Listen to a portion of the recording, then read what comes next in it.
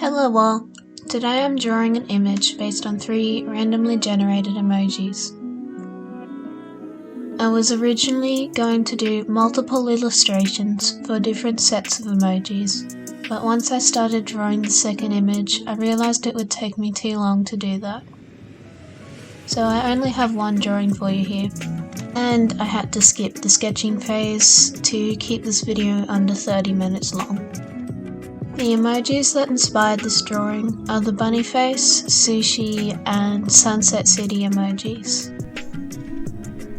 And I did actually have the other sets of emojis chosen, so I'll put them on screen, and if anyone wants to have a go at making their own drawing from one of them, and you post it on YouTube or Instagram, make sure you tag me so I can see it. So in this picture we have a girl with a bunny mask and a baseball bat in a Japanese convenience store at sunset. I was originally thinking that she was robbing the store because of the trope of a criminal in an animal mask. So that's why I gave her a bat, but I didn't like the thumbnail sketches I did where she was banging the shelves or attacking the shopkeeper. So with this calmer scene, she might just be dropping into the convenience store before heading to a dress-up party of some sort. As you can see, I did something out of the ordinary this time, and I did this piece traditionally instead of digitally, which I realized was a bad idea when I started the shading because it would have been easier to do the shading with more complexity in a different medium, like digital or even acrylic paints. But no, I did it in colored pencil, which meant a lot of layering. Despite these complications, I did finish the drawing, which I started by rendering the sunset. I blended yellow through to blue with orange, red, pink and purple in between.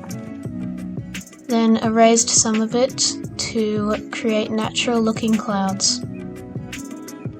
Then I defined them as more than eraser marks by highlighting them with yellow and adding back some blue to the sky. Then I began the process of putting in some of the flat colors and shading the rest of the piece.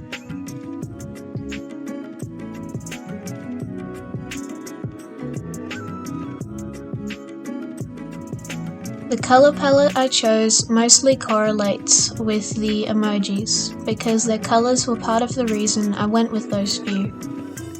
Though I did add some other colors, because the palette would be leaning too close to monochromatic if I left it how it was. I'd like to mention that if you do lots of drawing in colored pencils, then you should definitely get an electric eraser, which you will see me using later on.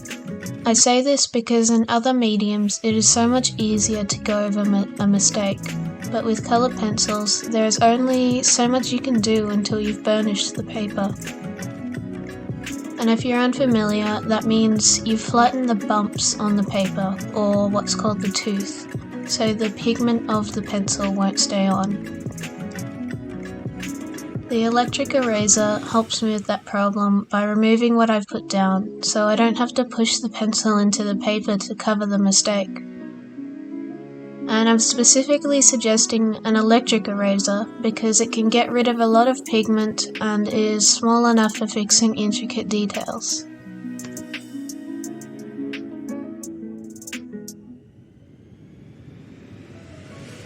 If you've noticed that building in the background that looks a bit off, then you're probably frustrated that it isn't in the correct perspective.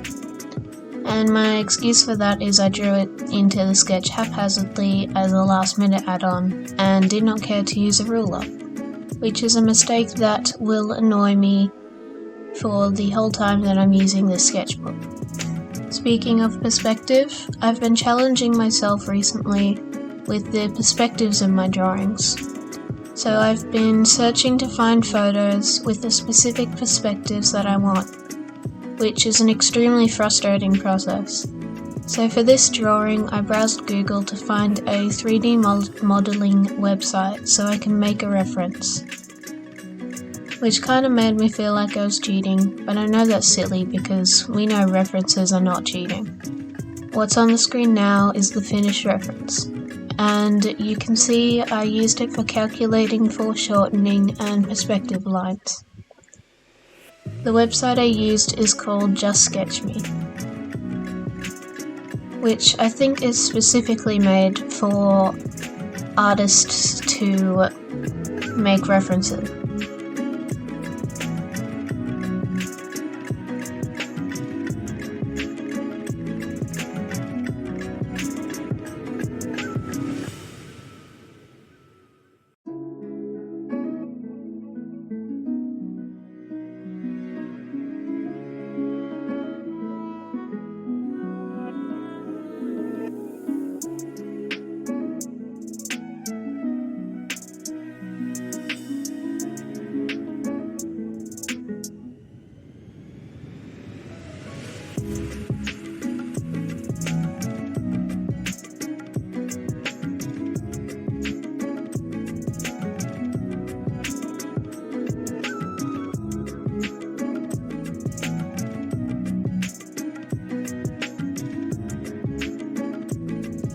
As I continue to render the drawing, the color composition becomes more obvious. The lighter areas are the focus of the drawing, like the bunny mask, the lucky cat, and the sun. And these are framed with the darkness of everything in the corners. To achieve the same effect of emphasis, the area around the focal point is in warmer tones, but the focal point itself and everything outside of it is cooler toned. You can see one way that I do that in the jacket, where I start with a cool lilac and add shadows, then cover it with black and finish it with the lilac again. Also, I'd like to mention the writing on the packages and signs it doesn't actually say anything, it's just scribbles that are made to look like Japanese.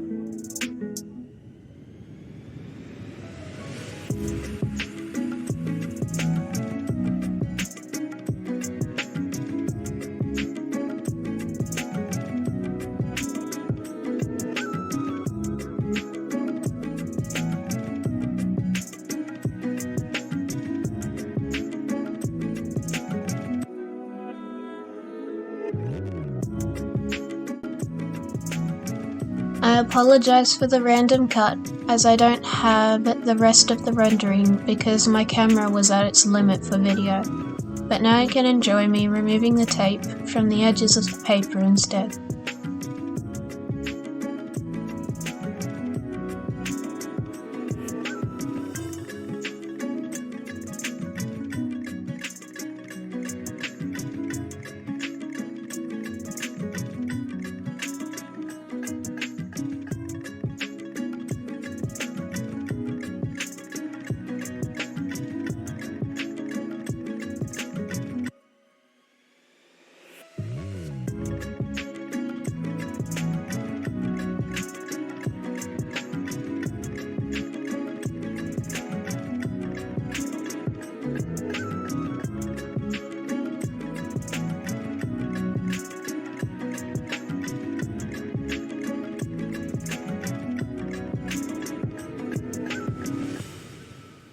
Here's the final drawing. Thanks for watching and goodbye.